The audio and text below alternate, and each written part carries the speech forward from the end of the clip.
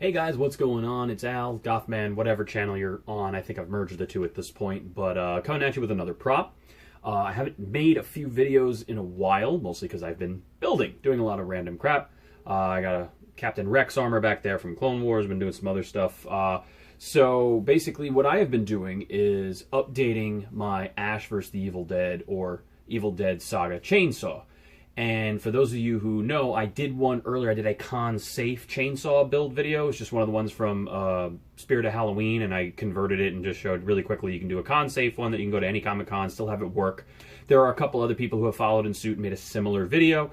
Theirs doesn't look as good because they didn't go those extra miles with details and stuff, but we didn't even really slope the top or do anything like that. It was just sort of make it good enough, and we did that. And I kind of left it alone for a very long time, and then I came into possession of two homelite chainsaws. For those of you who know, the homelite XL is the model they've used on the various Evil Dead projects. I think they've used an X2 on one of them, but metal bodies, fiberglass bodies, they've used them all. So once I came into possession of those, I had a metal one and a fiberglass one. I decided to keep the fiberglass one and convert that, and I sold off the other one so that another Deadite and Evil Dead fan could get their hands on one and do their own greatness with it. I was doing a little precursor to this video because there was no help anywhere on the internet. There was a couple of different videos that people had shown off their finished product.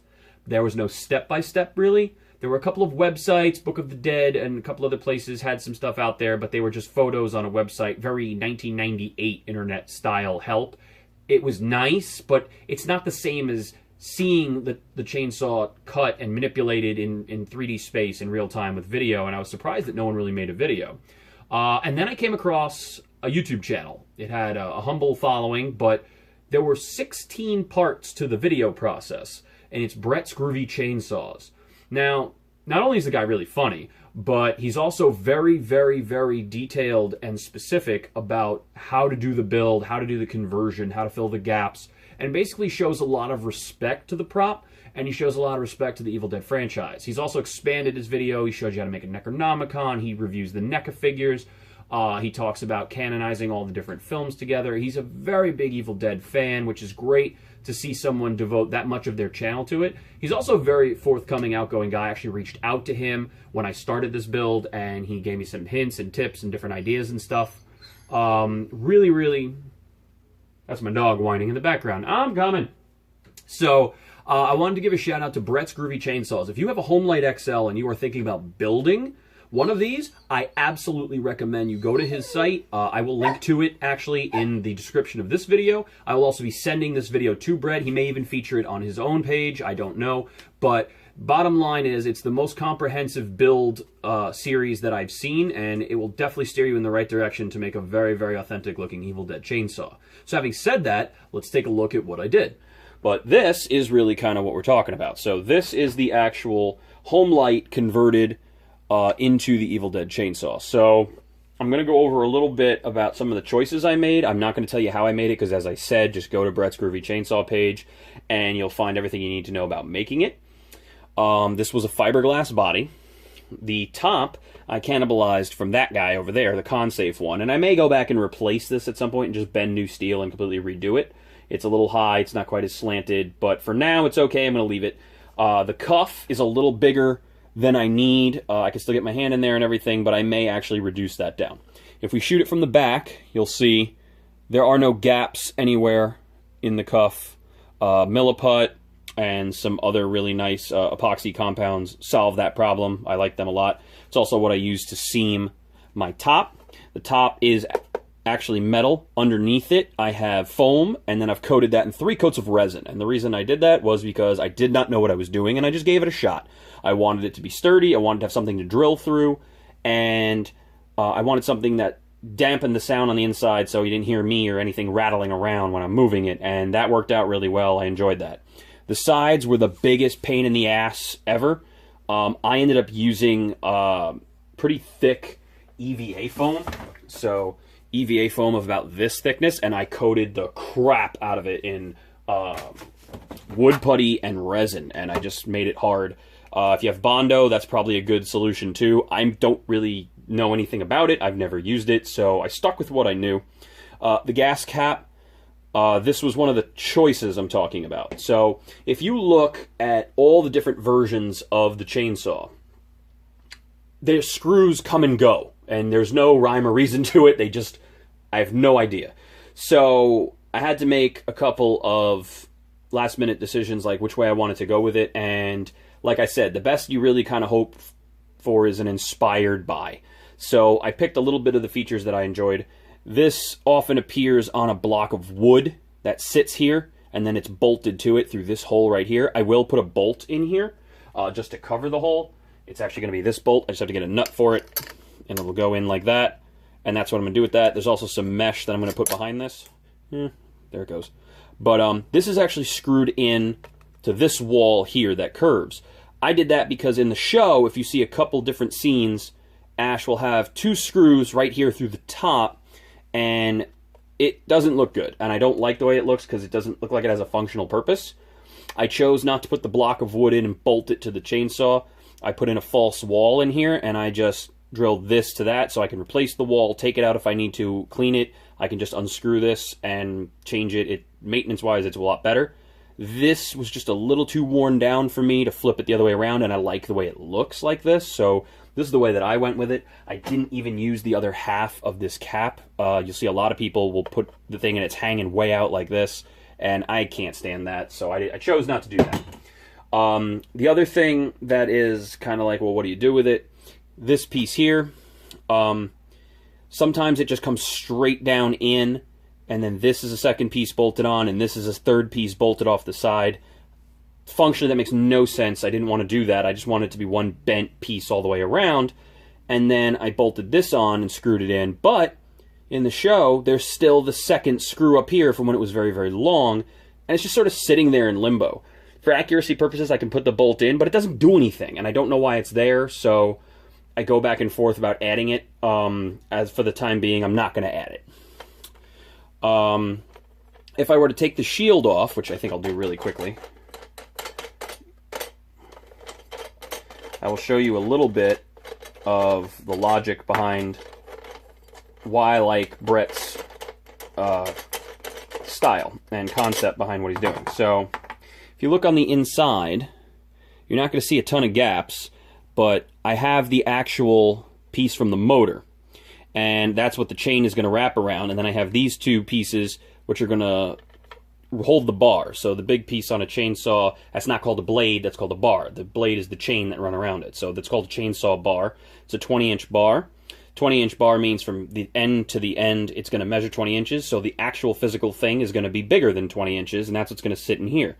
There is a piece of steel that starts here, comes in, goes in, indents because of this right here, this little indent, and then bolts back around, and I bolt it to this wall. This screw is also the same screw that holds on the other side. That's the other reason I did it that way. It saves me one more screw and one more hole. So I put the steel guard back in, I put up a wall here so that you won't see any gaps, and then the chainsaw bar will cover up here.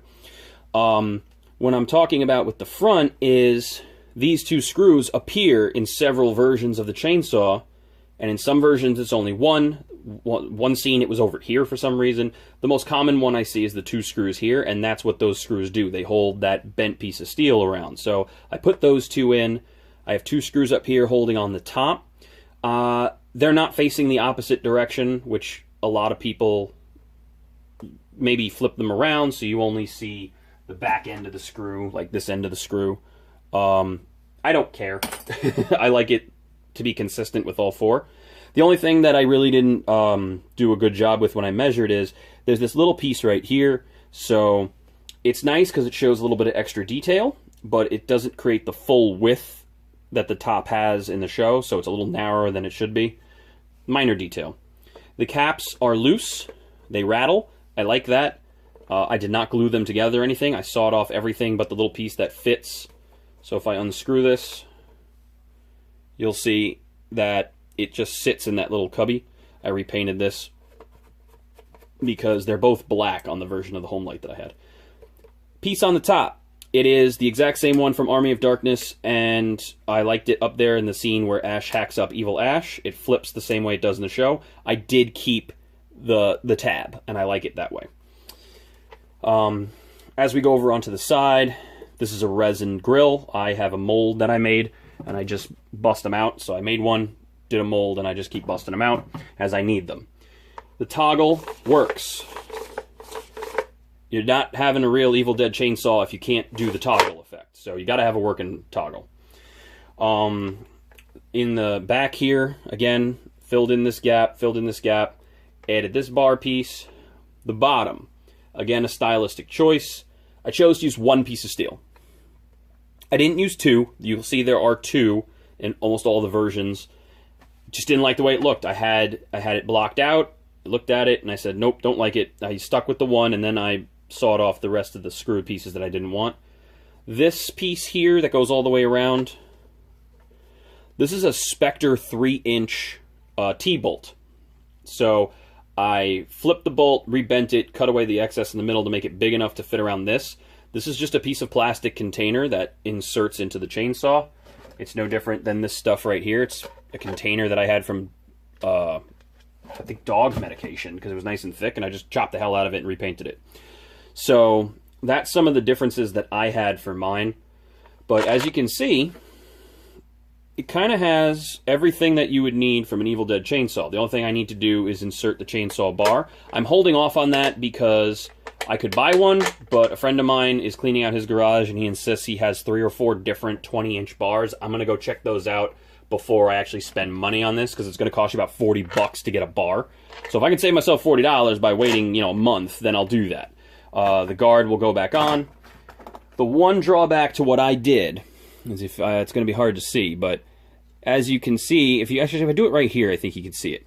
This little bubble indents, and the bar lines up with that, which means if I want to bolt the chainsaw onto this and have it flush here, the bar is back here, which means I can't make it exactly flush against the bar.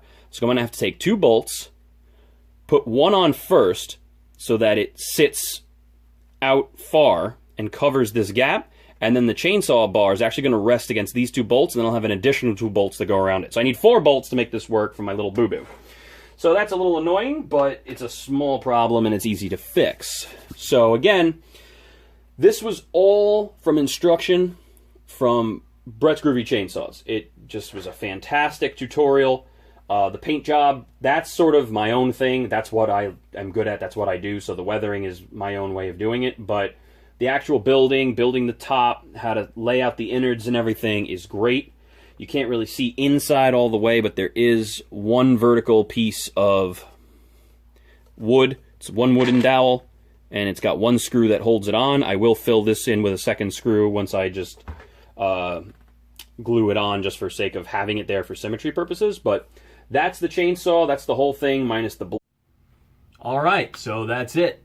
So that's how I used Brett's Groovy Chainsaws to turn a basic homelite into the Ash vs. the Evil Dead style chainsaw. I prefer the one from the show. Like I said, that's kind of what I was going for. It's very similar to the Army of Darkness one, which was actually the first movie that got me into the Evil Dead series. I didn't get to the originals till later on. I used to watch the Army of Darkness on Channel 11 back in New York when I was a kid growing up on Saturdays, so that was my thing. But I never would have been able to even attempt this the right way without the confidence I gained from watching those 16-step videos. So I encourage everybody to give that a shot. The link's down there. Go check it out. Start your own build. If you get your hands on a vintage actual homelite, do the right thing and build it the right way. Do the research, do the step-by-step, do it right. Don't wreck a homelite on a half-assed attempt. Those of us who collect Star Wars know the problem. If you have a vintage Graflex, you have to respect that, because they're very hard to come by, and a lot of people jack the price because they're douchebags. If you're taking a vintage, you respect it, you do the right way. You do an ESB build, you do an ANH build, maybe you do a TFA build, but you do it the right way. You don't just do a half-assed version of a lightsaber. You respect the fact that those vintages are in limited supply. Same thing with Ash vs. the Evil Dead or Army of Darkness chainsaws. Just do it the right way. Respect the build, because every homelite you take and we chop up and we wreck, that's one less homelite in the pool for everybody. They don't make them in that style anymore. So we really need to make sure we do it the right way, and having a resource out there like Brett's Groovy Chainsaws, that's great, because that means we can do a better job not wrecking them in the future. I've seen some shoddy builds that just make me cry. and I hate to see it. So for all you Deadites out there, you know, do the right thing. Same thing if you're doing your Necronomicon. Do it the right way. Build it for yourself. Keep it for yourself. Don't sell them. Don't do that. Don't be that guy. You know, don't disrespect people's copyrights. Tom Sullivan viciously pursues his copyrights. It's one of the canon pages of the Necronomicon. It actually says Tom Sullivan copyrighted right in it. You know, build it for yourself. Do it the right way. The guy might even give you a thumbs up if you display it and you show it to him. I reached out to him a couple times online. He's a really cool dude, but he's super, super jaded at the industry because of how many people try to make money off his design and prey on the people who can't build. You can build. Yes, you can do it. It's not that hard. All you have to do is start. Just start, plain and simple. And if you need help, reach out to myself, reach out to Brett. There are people in the art community. It's easier than ever to get a hold of people and help teach you how to build. Watch Adam Savage's pages on how to do single day builds. You can build these things. You don't have to buy it from some upselling schmuck. You can actually go in and make your own and be proud of it. And if you don't like it, make it again. Rebuild it better. Do it again. Do it again. Build. It's not expensive. It's not that difficult. And the more you do it, the better you're going to get at it. And you're going to feel a hell of a lot better about yourself when you built it yourself than if you bought it from some putz who charged you $89 just because you couldn't do it. Don't let them penalize you for your fear of inaction. Build. Try. I promise you, you'll feel better about yourself. And like you said, if you need some help, give me a holler. Give Brett a holler. That's what we're here for. You know, Deadites help each other out. You have trouble building anything, I'm sure you can go online and find someone who will give you the time of day or do a Google Chat video with you or do a phone call with you and help you build it. I'm making this video specifically to thank Brett for making those videos. It helped me. Now I'm telling you it does help. Go do it. And I want to pay it forward essentially and say, I'll help you. If you don't think you can paint the damn thing, talk to me. I will show you in an actual streaming video how I do the paint job and how to make it work. It's a lot easier than you think it is. Just build. And I promise you, you'll feel better about yourself. So thank you, Brett, for those videos. Thank you guys for watching. And I encourage you all to do the next step. Let the Evil Dead series live on. Put the replicas on your wall. Let's keep sharing those pictures and sharing them in the community. Let's let Bruce know that everything that he did with the series with Sam Raimi, it'll last forever. And that having these props will outlive all those guys. And that's what we're going to do. We're going to show them that it meant a lot to us, and we're happy to decorate our houses, despite our wives' objections, with all this really great, groovy chainsaw stuff. So, next video, hopefully it'll be a little bit more Star Wars, but thanks a lot. And if you have any questions, reach out to me.